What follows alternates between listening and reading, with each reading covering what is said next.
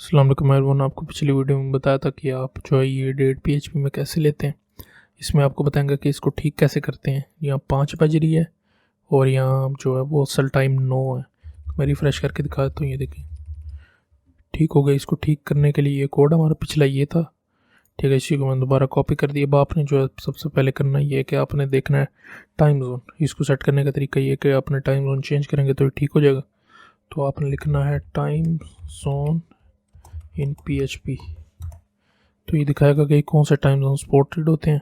यहाँ पे मेरा जो है वो एशिया, आप जितने मर्ज़ी चाहे जोन सा आपका ऐप वो ले सकते हैं। यहाँ से आके मेरा एशिया कराची, तो मैं इसको कॉपी कर लूँगा और जो है यहाँ पे आके आपने लिखना है date underscore default time zone set.